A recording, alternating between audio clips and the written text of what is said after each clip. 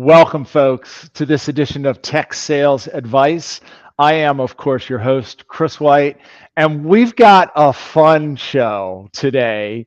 The gentleman that we're going to visit with is actually someone I met earlier this year. We actually went to a conference together. We both spoke at a conference. He's got one of the coolest side gigs I think I've ever heard. I don't know how many of you are NFL fans, but he's actually a cameraman with NFL Films, and we're going to talk a little bit about that. But more interestingly, he's actually got a role in pre-sales. He's the production manager with Infor, and he had an interesting journey to get into pre-sales. And the talk that he gave at the conference that we both did was 5 things that should be in a micro demo and what should be left on the cutting room floor. That's exactly what we're going to talk about. Andy, my friend, good to see you again. How are you, sir? I'm great, Chris. Thanks for having me on. It was awesome to get to meet you out in Utah. Had a great time, chatting with you and learning so much from you as well. And so thanks for the opportunity to be here. Man, I'm excited to have you. It's so cool. I mean, I've done this with a number of people, in fact, multiple times, whom I've never actually met in person. And yet, you and I, we had a chance to break bread together. I think we had a beverage or two together. So, here we are sort of doing it the normal way where you get to know somebody and then you do a LinkedIn Live or a podcast like this. So really good to see you again, my friend. Let's start by talking a little bit about your background. Your background is fascinating to me. By the way, I see Roger Hahn just said hello. Folks, we don't know who's out there. We don't actually have eyes on you. So if you care to say hello like Roger just did, I invite you to do so. Of course, if you have any questions for Andy, please feel free to lob them. Ramsey Marjaba. Ramsey, my friend, good to see you, buddy. So Andy, do you mind taking a minute, just sharing a little bit about your background and how you ended up working with pre-sales teams? Yeah, so super interesting to me, at least. This story is, I was in college. I was a broadcasting major. I wanted to be a sports guy.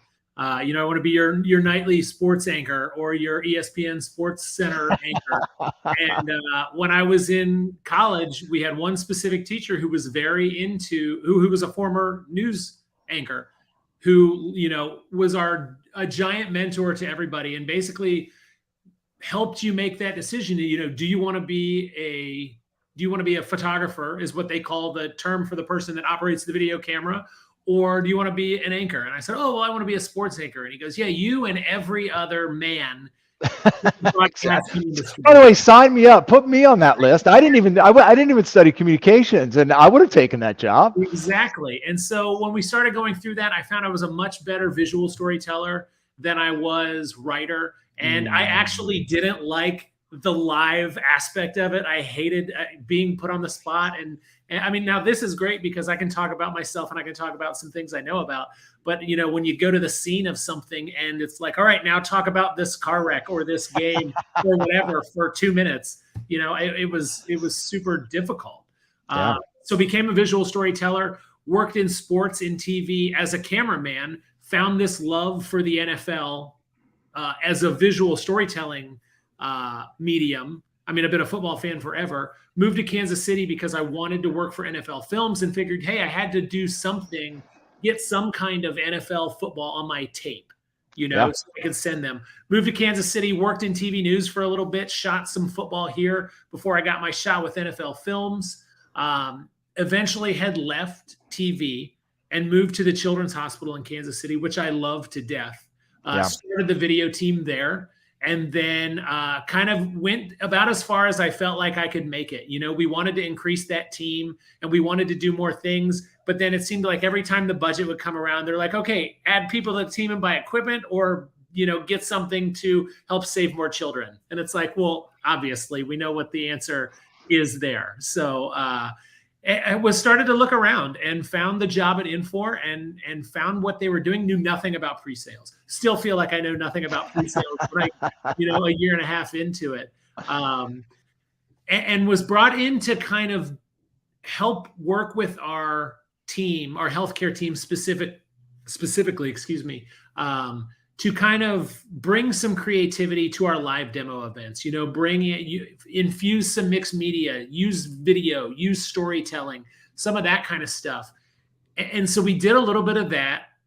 And then we became customers of Consensus. And we went to this automated demo automation plan where we're creating lots and lots of video content.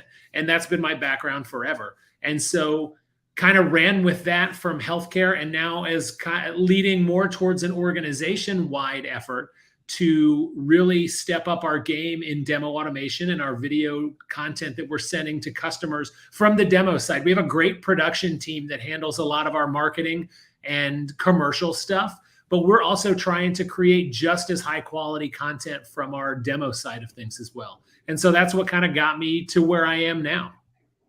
It's such an interesting story, and it's such a perfect fit for someone with your background and your skills.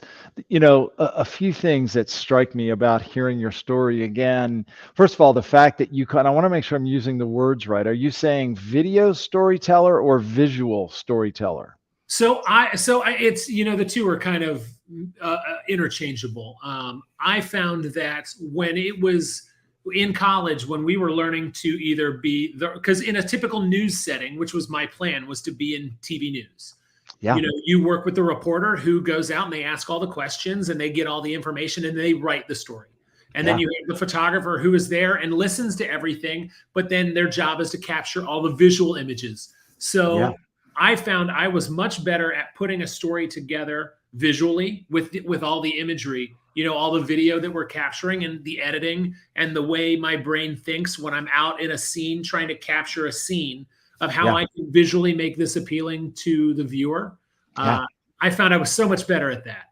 And I didn't like writing. Since then, I've really learned to love writing. I help our teams with script writing all the time, and it's one of my favorite things to do. It's probably one of the areas where everyone I've met in pre-sales needs the most help. We don't talk about that a lot, is because, they can write demo scripts for days and they can do PowerPoint presentations. But when you say, hey, I need you to write a 2-minute video, and they're like, well, I can't do this in 2 minutes. I normally do this in 20 minutes. And so learning to write concisely and learning to write with brevity is a talent and a skill that you have to learn, because it's not what we're used to doing. Yeah, that's awesome. But by the way, Andy, a few folks are chiming in. Jonathan, Chris Mabry has been on this show before. Chris, nice to see you. Jonathan, thanks for tuning in. There was somebody else that just says LinkedIn user on our side, so we don't actually see who that is. I love this notion of visual storytelling, and you're right. We tend, as pre-sales professionals, we tend to focus more on either the script or the story, the spoken story, but we sort of forget that we need to have the visual that goes along with it. What's interesting to me is I can see people in this profession becoming more specialized in one of those areas. Are you more of a visual storyteller? Are you more of the person who's going to write an engaging, a compelling script? Are you one of those individuals that can stand up in front of the camera? And by the way, this as well as anybody. It's difficult to stand in front of a camera instead of an audience and hear yourself talk, right? And see yourself.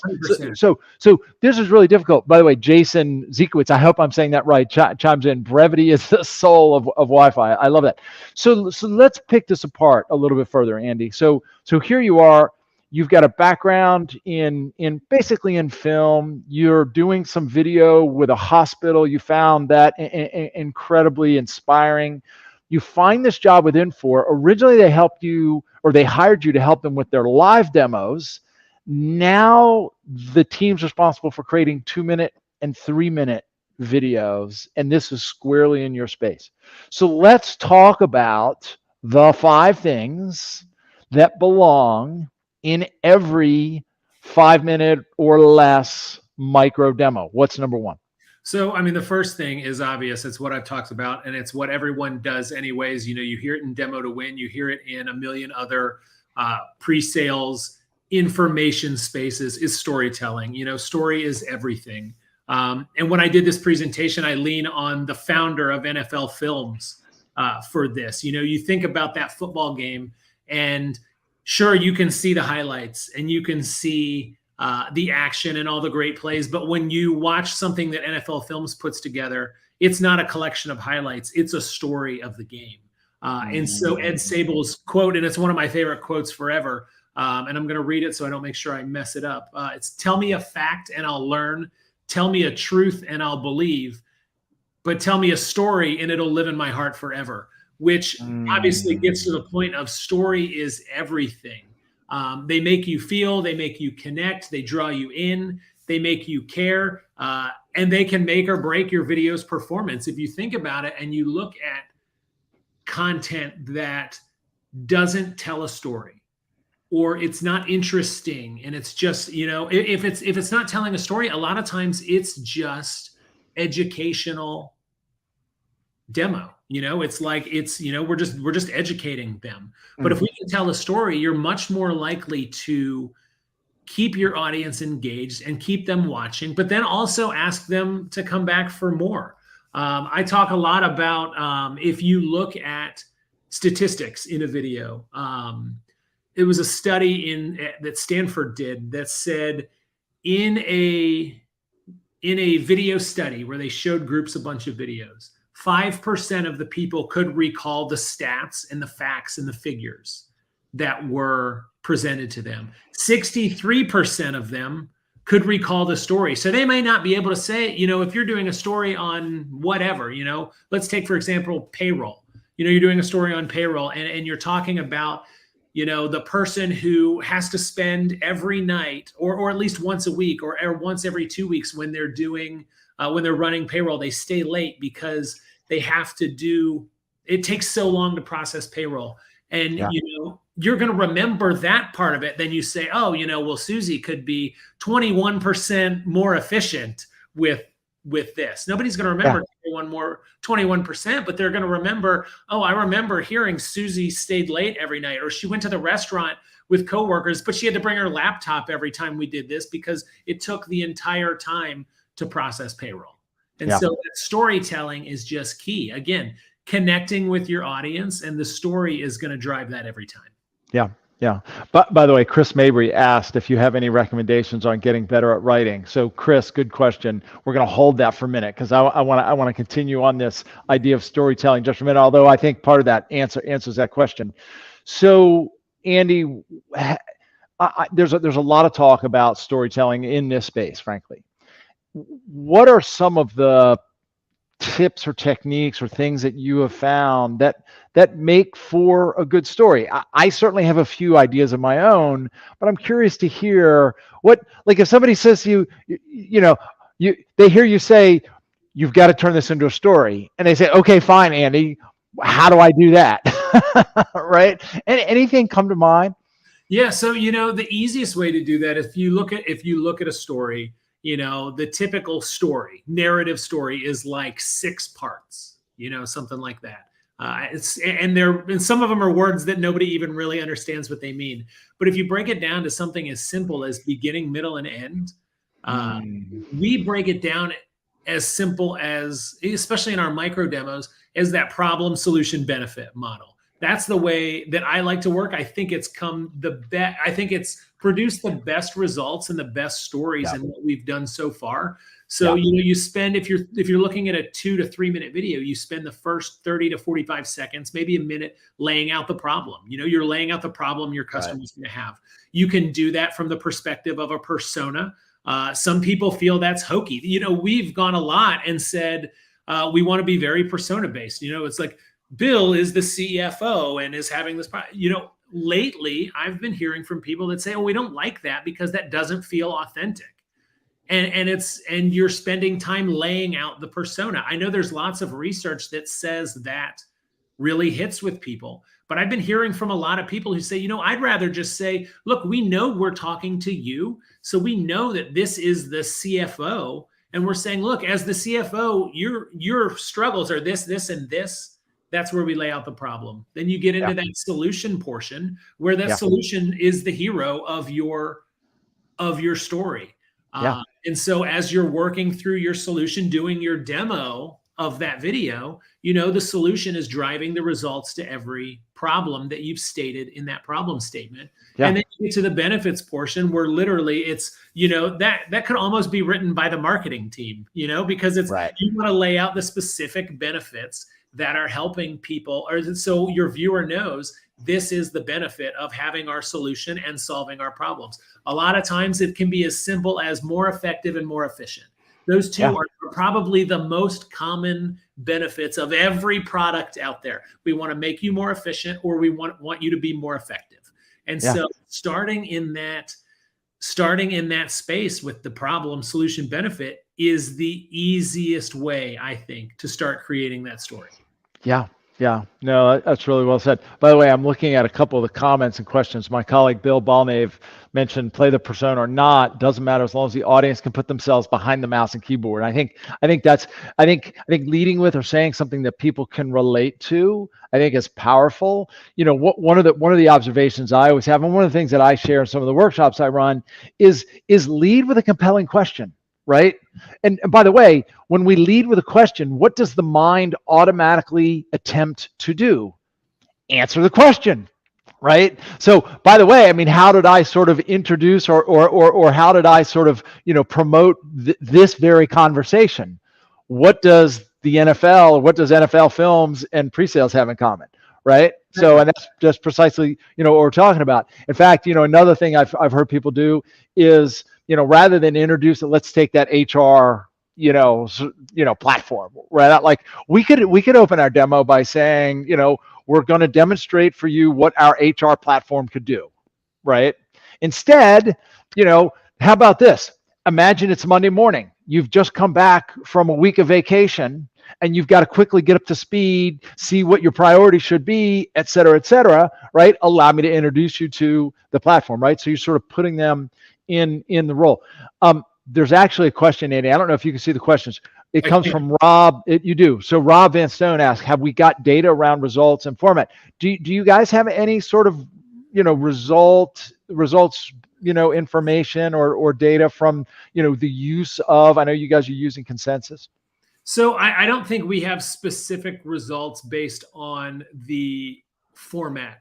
I think when we have worked with our team at Consensus, they'll tell us that there are, historically, it kind of depends on who your audience is. And so I think they prescribe to a couple of schools of thought. Sometimes it's the more professional looking video does better. And sometimes it's just the, hey, I'm jumping on camera and recording a real quick demo to do that. I think for us as a brand, the reason we're going storytelling and professional is we don't want stuff out there that we wouldn't want people to see, so that's kind of our data and our data there is we want to put our best foot forward. And so that's why we're focused more on quality looking video and storytelling. Yeah. I love it. All right. So item number one. So again, folks, if you've just joined, I'm speaking with Andy Pollard. He's a production manager with Infor, and he is responsible for helping the pre-sales teams at Infor create micro demos, 2, 3, 4 minute micro demos. And we're talking about the 5 things that belong in every micro demo and the things that need to be left on the cutting room floor, I think. So we talked about the first one, which is stories and storytelling. What's the second on your list, Andy? So the second one, and before we get to the second one, I do want to answer the main question of this entire live is, what does NFL Films have to do with pre-sales? And I'd be remiss if I didn't say that. It's storytelling. When you think about that, we're talking about that beginning, middle, and end. The way we look at every football play when we film a football play is beginning, middle, and end. So, if you're familiar with NFL Films at all, what everyone wants is that, what every shooter wants is that super tight spiraling football shot that falls, right in your lap, and the guy catches it and he falls right in front of you and you get this great shot. But it doesn't necessarily help you if you don't get the snap, the beginning of the play, if you don't get the ball in the air, the middle of the play, and then if you don't get the catch in the end, the celebration, that's the end. But if you think about it, every piece of content that they're creating is telling a story as well. So it's that beginning, middle, and end. Watch any of the content that they create, beginning, middle, end. Not necessarily problem, solution, benefit in that model. It's a completely different type of story, but it's all about storytelling. But number two, I've always said this is you have to kind of begin with the end in mind. And so what I'll do a lot is we think about what the benefits are going to be, or what we want the viewer to walk away with, knowing what that is. If you don't know what your benefits are going to be, it's hard to create that compelling story at the beginning. Or if you don't know where to start with your video or your story, then start with your benefits and okay, so I want to walk away, or I want my viewer to walk away and say, okay, if I had this, I would be more effective. So that's the benefit statement. Then you can reverse engineer your entire video from there. I love that. Start I love that. What that benefit is. Then, okay, so if this is the benefit, what's the problem that I'm experiencing because of that? And then, once you create your problem, you'll know how your solution will be able to solve that problem. And so if you can't have that benefit statement at the beginning, when you start your writing or you start creating your video, it's just going to be more of a struggle to try and finish creating that piece of content. Man, I just so love that piece of advice. Not just begin with the end, but begin with what do we, at the end of the day, what do we want the key takeaway to be? Particularly if it's a 2 to 3 minute video, if it's a micro demo, it's a micro video. We only have time to make one key point anyways, right? So what's the one thing we want them to walk away with? And then reverse engineer, how do we make sure we emphasize that one point? And by the way, I'm going to submit, and you're the one who looks through these demos and videos that are being created. My guess is most of them do the opposite. Most of them sort of start, and I like what Jason just wrote, snap, play, win equals problem, solution. They probably start with the snap, right? And they weave their way through the demo, hoping that maybe that they've gotten to an end. Maybe they did, and maybe they didn't. So start with what, at the end of the day, what's the key takeaway? And Andy, I'm inspired. You mentioned the NFL films. I'm inspired to share something that you shared with me because I think it's such a good correlation. So folks, Andy shared with me that at any game, there's typically two cameramen. I don't know if I can use that term. Maybe it's videographers. Cinematographers, if you want to get real. Cinematographers, that's the politically correct term. 2 cinematographers at each game. One is basically on the play, but the other is literally in the opposite end zone just to catch that long play, to catch the snap, the ball in the air, and the miraculous reception in the end zone. And so literally, and you're that guy, right, Andy? You're always sort of opposite for the ball. Yeah, so that's more in the playoffs that way. Oh, that's playoffs. Okay. Because we'll have that guy, we have that person that's kind of on the opposite end in case there's the super long play or the big big defensive pick six. That's But you're almost 100% right, because what we have is that guy that's in the press box whose job is to which gives me, the guy on the field, the freedom to take chances and be creative and and maybe not follow the play, the ball one play, because I see this real interesting battle between a wide receiver and a defensive back every time off the line. And so I get that freedom on the field to kind of do what I want because we have that guy up there doing our, covering the play to make sure we're good. That is so cool. I just love that. And like I said, I mean, just this notion of starting with the end, right? The key takeaway, the analogy to you being in the end zone when the team's on the 20 for the explicit person of catching, that one, miraculous touchdown moment is just such a great, that's a story that helps emphasize that point. By the way, Jason Ziekowitz mentioned minds hate change and suggestions even more, but opening questions leave spaces for the mind to naturally fall into resolving. Very well said. Jason. All right, Andy, we've talked about two. Folks, I'm speaking with Andy Pollard. He's a production manager with Infor. He's responsible for helping folks create more compelling, more engaging micro demos, recorded micro demos. We're talking about the 5 things that belong in each one. First was storytelling. Second was, in essence, begin with the end. Start with what is the key takeaway? What's number 3? Yeah, know your benefits for sure. Number 2. Number 3, and this is, I feel like, has been a dreaded word when I talk to our solution consultants. Script it out, especially in video. I understand, and now I'm not a solution consultant who goes out and does live demos, especially long live demos. We have teams that do, full day, multiple day demos.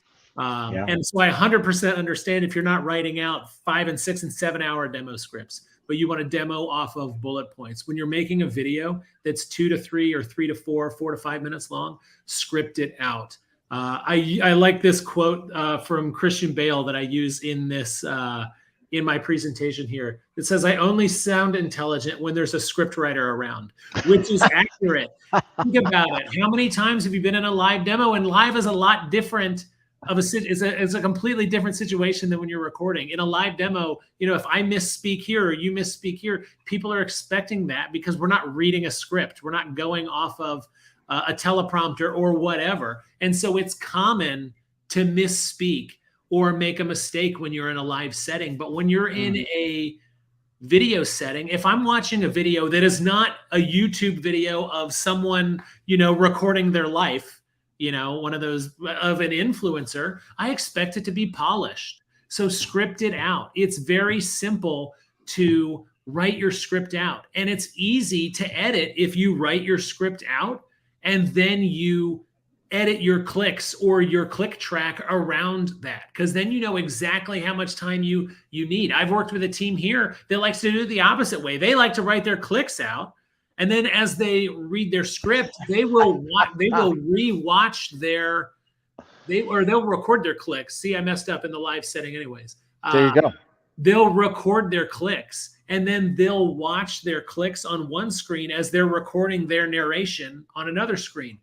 It works okay, but then again, you're not focused on reading your script. If you can script it out, especially that problem and that benefit statement, you can make it more concise, you can make it more effective, and you can communicate your points much better when you've thought about it and you've written it out. And I like to play this video from The Office here in this portion of my presentation, because it's a great thing from Michael Scott where he's trying to explain something and it goes on for a solid minute, and it's so funny. And then at the end, it cuts to one of those scenes where they do the interviews and he goes, sometimes I start a sentence and I don't even know where it's going. I just hope I find it along the way.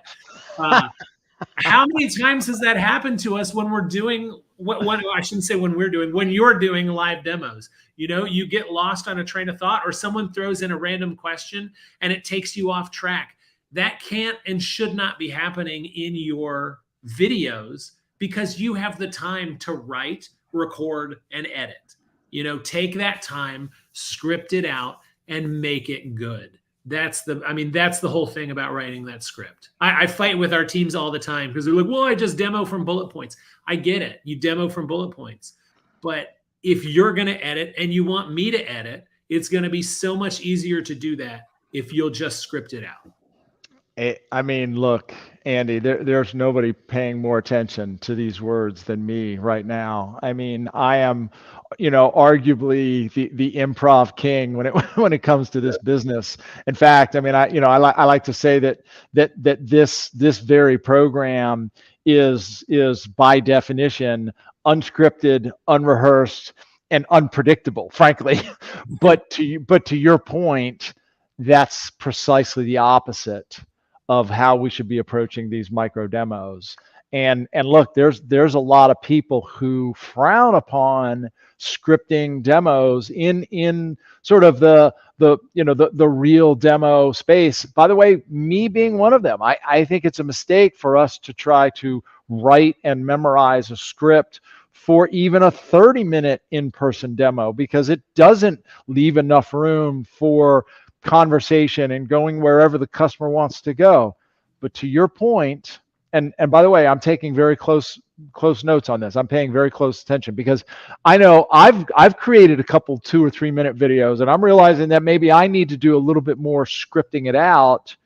If you're creating a 2 to 3 minute video, what you're saying is really think through the words you're going to use and script it out before you start recording. Well, and you just made a great point there. Think through the words you're going to use. If you want to make a 2 to 3 minute video and your normal demo on this topic takes you 10 minutes, you got to be really conscious of what you want to say. And if you're not scripting that out, how are you going to get that down from 10 minutes to that 2.5 to 3 minutes? If you think about it, and if you think about the whole video is going to be 3 minutes, so you got 30 seconds of your problem, or you got 30 seconds of your problem statement. You have maybe 30 seconds to a minute of your benefit statement. So that's a minute to 2 minutes, a minute to a minute and a half there. So you might have another minute and a half that you want to get your points across. You've got to choose your words specifically to make sure you get your point across in that time frame. And I see Rob's comment, a 2 minute vignette needs crafting and polishing. 100%. It doesn't take that long to create a 2 minute video if you're writing things out and you're getting your point across the most effective way, by being clear and by being and getting your point across with the right words that you want to choose. And the one thing I want to add to this is, when you're thinking about scripting, you really have to think about tone, the tone of your script. My wife tells me this probably, I wouldn't say daily, but maybe at least on the regular. Exactly, on the regular. It's not what you said, it's how you said it. So you really have to be cognizant of tone when you're writing and when you're performing your voiceover, because tone does so many things. You know, you can influence people's feelings just by the tone of what you're saying. So, I mean, you can influence people, surprise them, challenge them, motivate them, anything you want to do with just the tone of your voice. You could be the biggest proponent for a specific thing, but if you talk like this and you're giving your demo like this, and welcome to this talk about whatever, instantly people are well, this person doesn't care. Yeah. Well, and I think it can be true on the other side too. Like if we come across too hyped up and too excited, right, and too over the top, right, that can come across like, whoa, like okay, that. So you're right. We need to find that right tone. And as you were speaking, Andy, I mean, again, I just so love this. One of the things I like to say, we need to be very intentional with the words we use and the words we choose. And of course, I normally say that in the context of giving a presentation, giving a demonstration, but here we're using it in terms of writing your script. We do need to be, and there are ways to shorten the point that we're trying to get across and still do so in a powerful, compelling manner. So fantastic. Right. I was just, and by the way, what Jason just said, I was thinking that too. Mark Twain's famous line, I didn't have time to write a short letter, so I wrote a long one. Right. So it's true. I mean, and here's my guess, Andy, is that it might take a half a day or maybe even a day to write out your script. But my guess is once you've got it, if you invest the time to write out a script that really does achieves what you're trying to achieve, right? My guess is the recording of the video is that much quicker and that much more productive and requires far few reruns. And my guess is the entirety, the length of doing that is probably much smaller than just starting with video and going over and over and over and over. Is that a fair guess? Oh, 100%. And you think about it, if you're not scripting it out and you're in the middle of what would be, let's say, a paragraph of your script while you're doing your demo, and you make a mistake, you have to almost go back and restart that entire, not the whole thing, but you got to go back and you have to make sure, okay, well, then you got to think, oh, well, how did I end that last sentence? And is it going to match up so it all makes sense? If you're just voicing a script, you can, you don't pick up where you screwed up. You maybe go back a sentence, but okay, well, I just read this and I know how I finished that. Yeah. So I know exactly what tone and what intonation I was using, and Yeah. how my voice sounded at that particular time. It's Yeah. so much easier. Like you said, yes, it will take you time to write out that script, especially the first time, as you're Yeah. not getting used to it. But as you do it and practice and write more, you'll get so much more used to doing it that the writing portion will become second nature to you, and you'll save so much time in the long run. Yeah, that's awesome. By the way, Chris Mabry had asked about any tips for better writing. So hopefully, Chris, some of this has helped answer that question a little bit. Folks, if you're just joining, I'm speaking with Andy Pollard. He's a production manager with Infor, and he's responsible for helping pre-sales professionals create micro demos. And we're talking about the 5 things that belong in every micro demo and the things that need to be left on the cutting room floor. We haven't gotten to the cutting room floor yet. So the first one so we've covered 3. The first one was storytelling. The second one was know your benefits, know the outcomes, and make sure and start with the key takeaway that you want your people to have. And then the third was write a script. Do not, this is a takeaway for me. Do not stand up in front of the camera to create a 2 to 3 minute video if you haven't written a script. So that one's going to echo in my mind for a while. Andy, what's number 4? Number 4 seems like it wouldn't be that important, but when you think about it, it's going to be one of the most important. And it's good audio, good, clean audio. Think about any piece of content you've ever watched. You go to YouTube, Vimeo, TV, even. If you're watching a football game, we'll put it in football context. You're watching a football game and something sounds bad with the audio. What's the first thing you're going to do? One, you're probably going to complain on Twitter, because that's what everyone does these days anyways. Is your channel 5 messed up too? Why is the audio bad at the Chiefs game? But the second thing you're going to do is turn it off. And that's exactly what happens with your video as well. If someone goes to watch your video and your audio is bad, it's not clear, you sound garbled, there's background. And now when I say there's background noise, we're not expecting everybody to have a professional production studio, but you can go somewhere in your house or in your office or anywhere and create a silent area, or as quiet as you can make it. To record voiceover. So bad audio, think about it. It's the first thing that's going to make somebody turn off your video. If the audio is bad, the music is too loud, they can't hear you, you don't sound clear. And I want to provide a tip that I went to Barcelona a couple weeks ago to work with one of our teams there, and they were all talking about, we did an audio recording exercise because we worked a lot on narration with them as well, because they create a ton of video. And I said, okay, here's the trick. Go out into the office somewhere that you think is quiet and record this short paragraph. And they went out and they brought it back, and people were like, oh, I went here, I went into this office. Someone was like, oh, I just went into the conference room and recorded it. And we played it back, and you could hear how tinny and echoey and whatever it sounded. And they're like, well, how do we improve that? I said, it's very simple to create a production booth in your house. Everyone has a closet. You have lots of clothes around you. Literally walk into your closet. I'm not joking. This is exactly how I do it if I'm here and I need to record a video. Walk into your closet, spread your clothing out, bring it in closer to you, and then read your script there. If you have to do it by flashlight, do it by flashlight. The change in quality that you will notice is so unbelievable that you'll stop laughing after you've heard this example of how to do that. All right, man. It's crazy, the difference in quality. That's awesome. Good audio is the way to do that. It takes me back to the way we used to do it in TV news. You think about it in TV news, you go out to a story, and everybody's seen the TV news broadcast where they go live to Susie or Joe on the scene.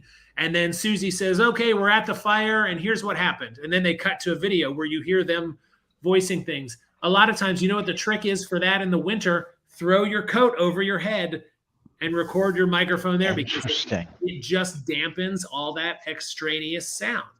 Interesting. That's the way to do it. The other thing I would say is, if you have a headset, like I'm not a headset guy. I don't like wearing headsets in meetings. You can use a regular microphone. My microphone on my Mac seems to do well. And so I use that for meetings.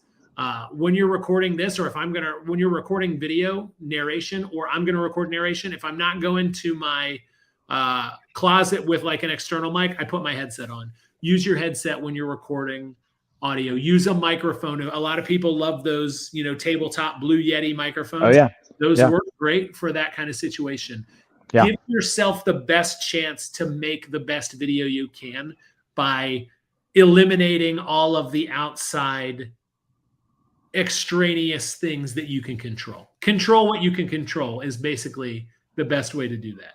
I so love that advice. It's interesting. My colleague Bill Balnave, who chimed in earlier, he was all over me for honestly like a year about my audio, and he probably doesn't love this. I think this little microphone is okay. He finally convinced me to get like a nice, I think it's called a condenser mic with the whole thing and the amplifier thing. And so if I've got to do something that's really clean quality, I do that.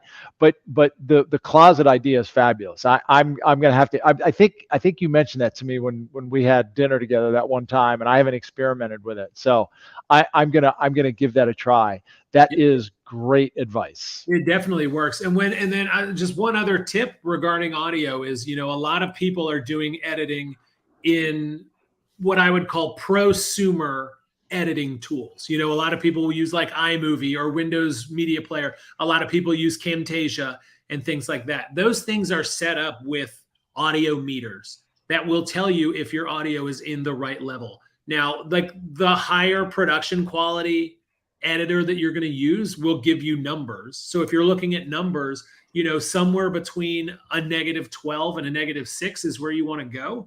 A lot of times in these other editors, it's all color related. You're going to get a green, yellow, and red. And I think we all know what that means. Green is good. Yellow is, we're getting there. Red is, you need to change the volume for sure. Yeah. So just follow your audio meters, whether you're using music, whether you're using narration, sound effects, if you're going to throw any of those things in, follow your audio meters. Look at your waveforms, the little waveforms that you can generally see in your editing programs. Those will help you so much because obviously if it's one solid line, it's going to be distorted. It should be peaks and valleys in your audio, and that will 100% lead you to the right level in your audio. Such good advice. And you're right. I mean, it's simple, but I think it's easy to overlook. And it's not, I think a lot of people focus on the actual device itself, but the message is loud and clear. It's more than just the device. It's the acoustics in the room, it's the background noise, etc. So fabulous advice. All right, Andy, we've been through 4. And I'm going through each one just to remind everyone. The first one was storytelling. The second one was know your benefits and begin with what do you want your audience to take away. The third was write a script and make sure you start with a script before you start recording. The fourth is get quality and develop high quality audio, and that's not just the equipment, but it's the room, the surroundings. The fifth thing that belongs in a micro demo is relevant imagery.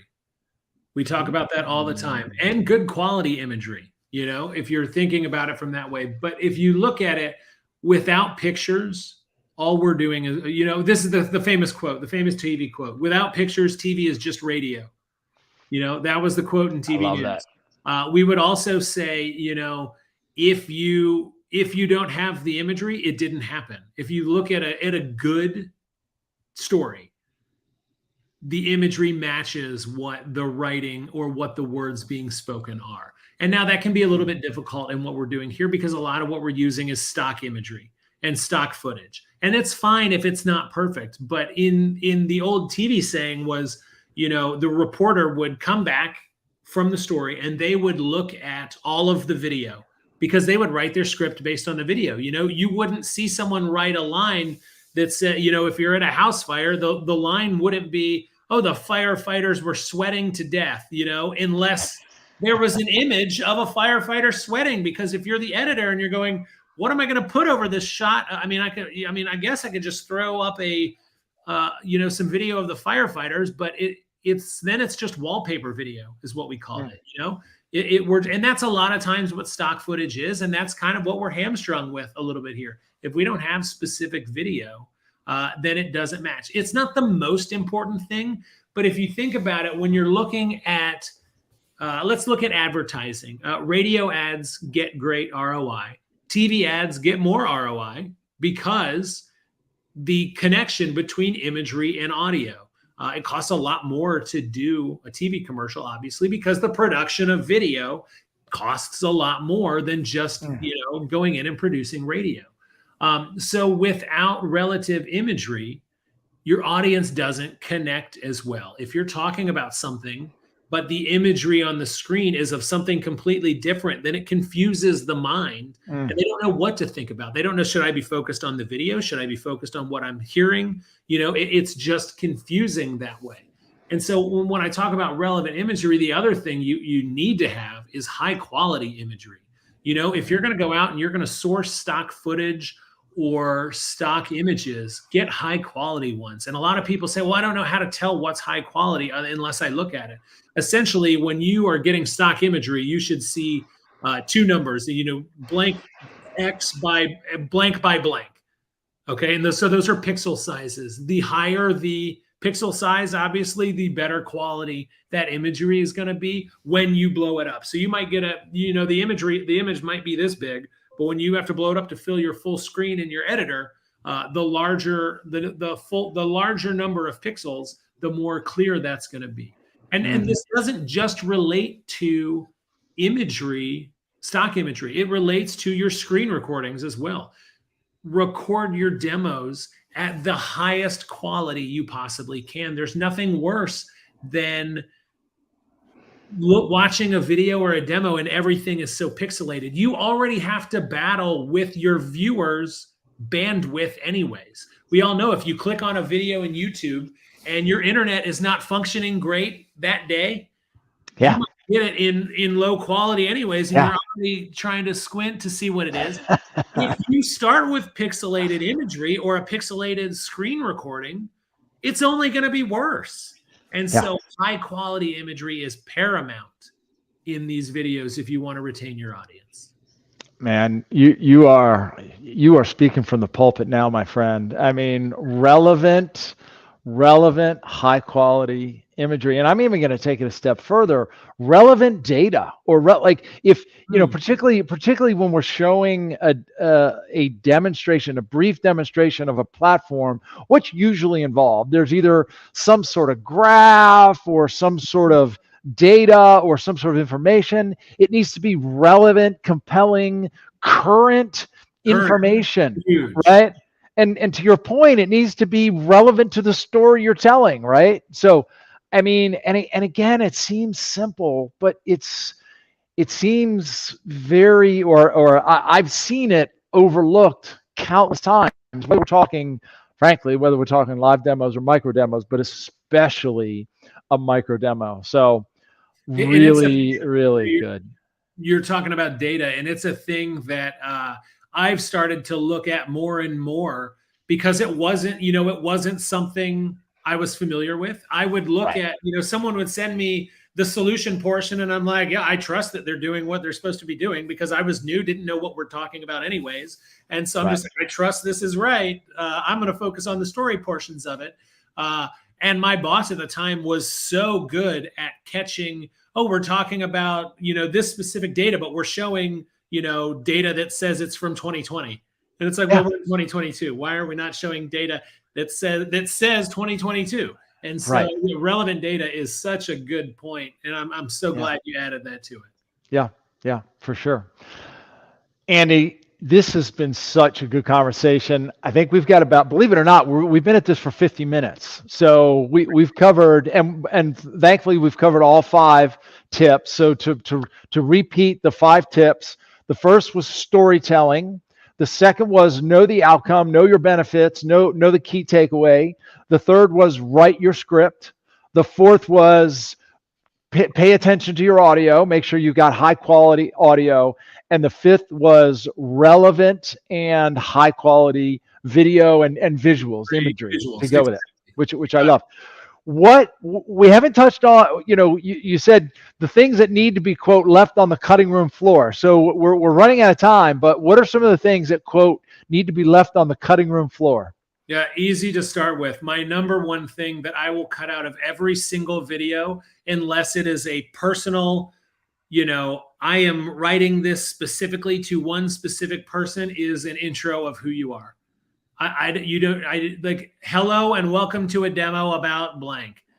I will cut it out every single time. Leave it out. Get right to the point. You have 2 minutes. You have 2 minutes to tell your story. You have 10 seconds to capture your audience from the start of your video. And the first thing that's going to make me go, oh, is, hello, I'm Andy Pollard. And today I want to talk to you about, or I'm going to give you a demonstration of for HR talent. And it's like, already not interested in you. It's like, get straight to the point.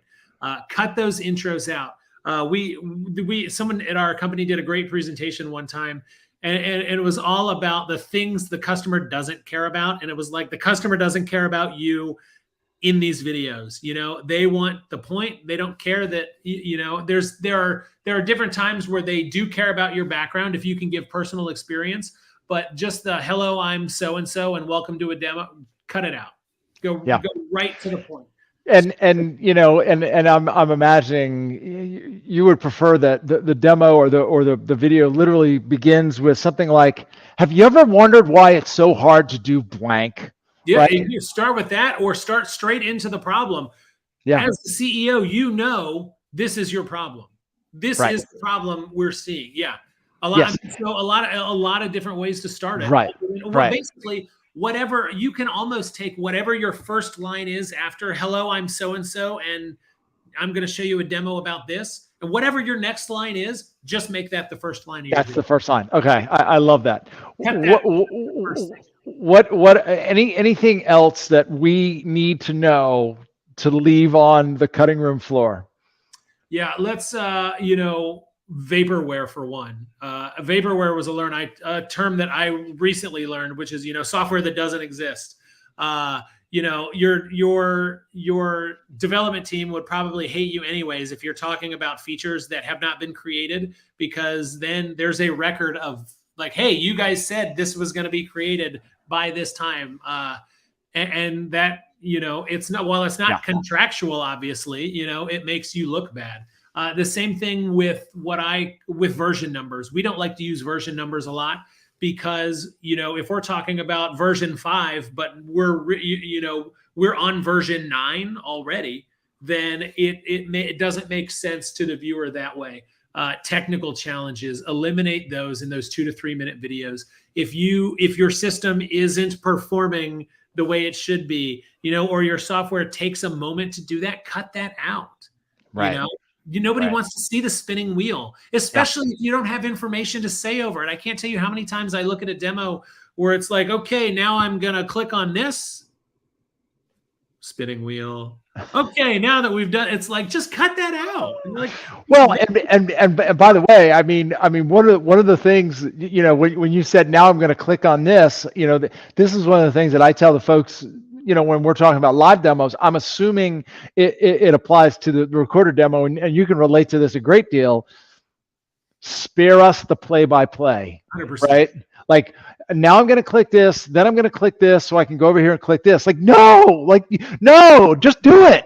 Just do it. Explain to us why that's beneficial, right? Explain to us why that's important. But you don't have to be your own, be the color commentary, the commentator, not the play-by-play person. So, fabulous. We have enough time for one more, because I'm going to ask a few more questions as we wrap things up. Final thing that we should be leaving on the cutting room floor. Anything that's not authentic. Be authentic as a presenter. Create authentic problems. The last thing you want to do is have someone listen to the first 30 seconds of your video and go, well, that's not even a problem. That's not a problem I'd ever be able to solve. And that's not a problem that even seems real. Your problems need to be authentic. Your benefits need to be authentic. You need to be authentic. as a person. So anything that does not ooze authenticity, get rid of it. Yeah.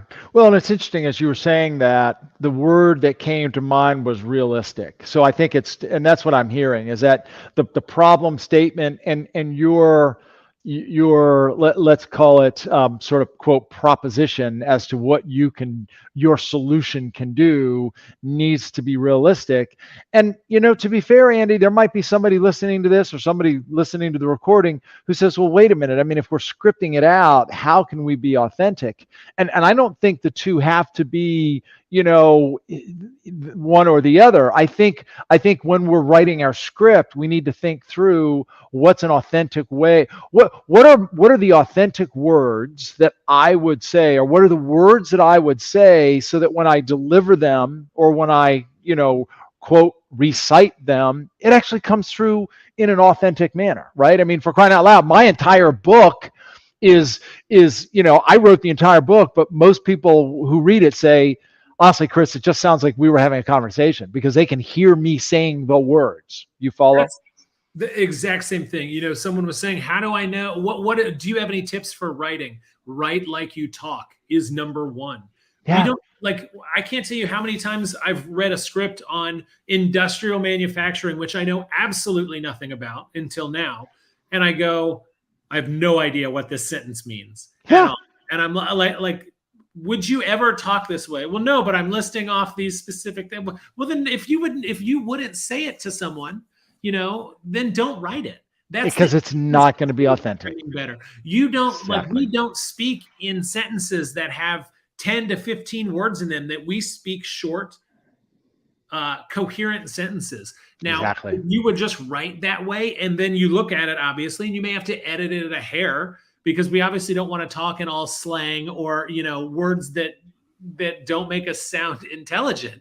But that's the number one tip for writing. Write like you speak. The same for when you're doing your narration. If you are concerned about sounding authentic, talk to the camera like you're talking to your best friend. That's the tip that they give everybody that ever has to do a live report. I love that. My wife was a TV reporter for a long time, and her greatest attribute at that was she could stand in front of the camera on a scene and she could talk for 20 minutes about whatever, because she's talking to the camera like she's talking to her best friend and telling them exactly what's happening. That's how you improve your writing and how you improve your narrating. Such good advice and such a gift. All right, my friend. You have just given so much of your time and so much of your brain and thoughts. I do have one quick question about your team, and then I want to ask you one more question about NFL films. The question about your team: are the folks that are doing these micro demos, is that their only job, or are they responsible for both micro demos and in-person live demos? So right now they do both.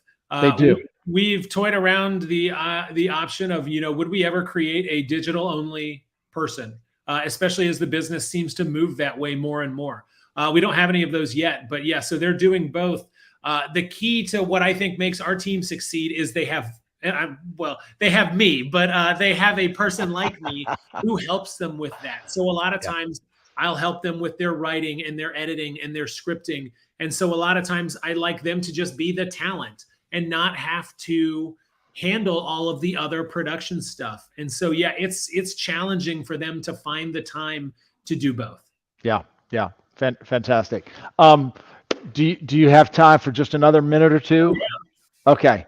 So one of the things that we didn't share with the group, for those who are still with us or maybe hanging around on the recording, is that you're actually based, we may have said this, you're based in Kansas City. Yep. So, you've had a reasonably, high quality team in town for the past, few years. Is there one game in particular for you, or one play in particular for you that just stands out as sort of your sort of greatest moment as an NFL films cameraman? So I'll give you two things here. The greatest game I've ever been to was the AFC divisional game last year, Bills and Chiefs. 13 seconds. 13 seconds.